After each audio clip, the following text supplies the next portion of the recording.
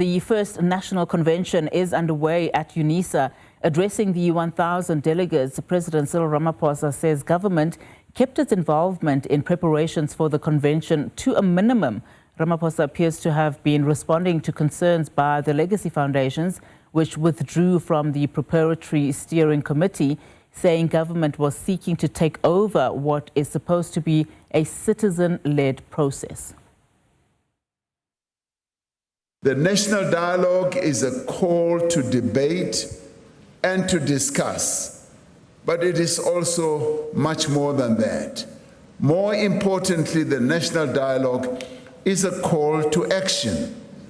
It is a call to all South Africans to seize this moment for change and progress. And this we cannot do when we are sitting on the sidelines.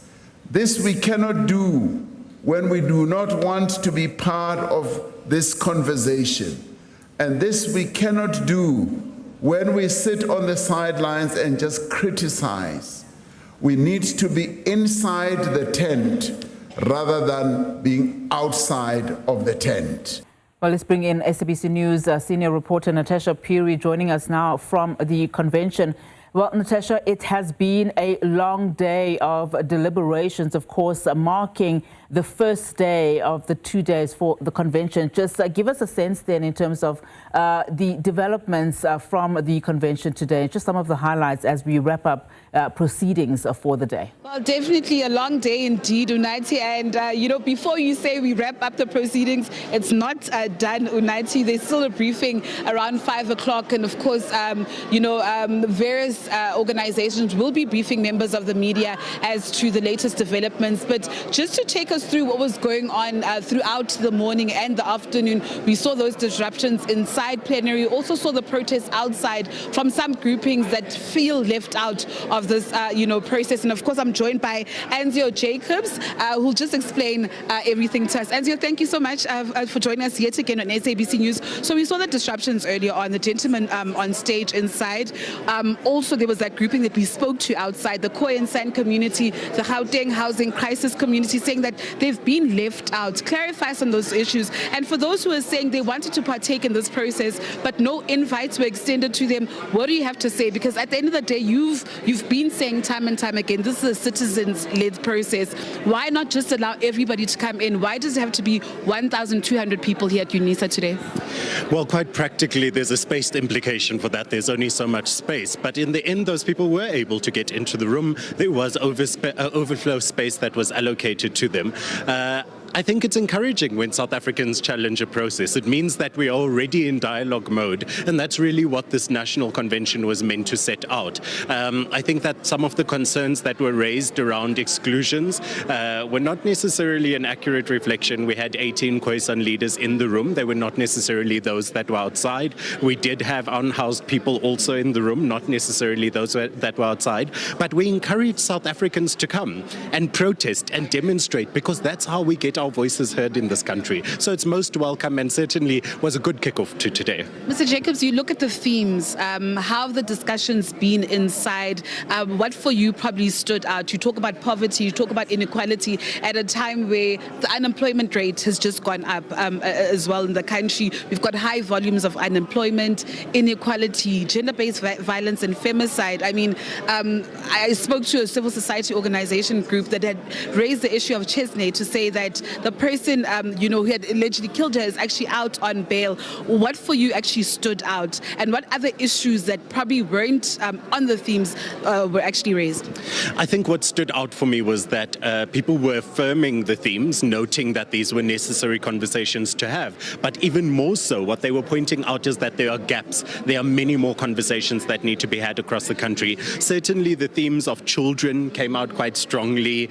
Gender-based violence linked to children came out quite strongly. We heard the women's sector saying that they need a stronger voice in this process. And so that necessitates the dialogue. It indicates that the process that we're about to follow is going to be a robust one. South Africans have a lot to say, and the national dialogue will be the place to say it. We still have a long way in formulating a social compact, right? We know that the National Development Plan ends at 2030, and the goal and the vision for all who are in attendance is that the social compact will take the country forward from 2030 moving forward. So what happens from tomorrow? Tomorrow a secretariat will be appointed, then it's the sectorial engagements. Talk us through that process, and I think please also highlight the importance of the communication channels. Where can people reach out to you as the committee? Where can people know that there's an engagement in Soweto or in Gugulethu? So certainly the process that's about to kick off is a 60,000 dialogue process. We are looking at speaking to 10 million South African students in schools across the country. We are hoping that the model will be adopted, and what it looks like at present is 52 wards across the country will be engaged. Once the ward level engagements have kicked off, citizen-led dialogues will ensue.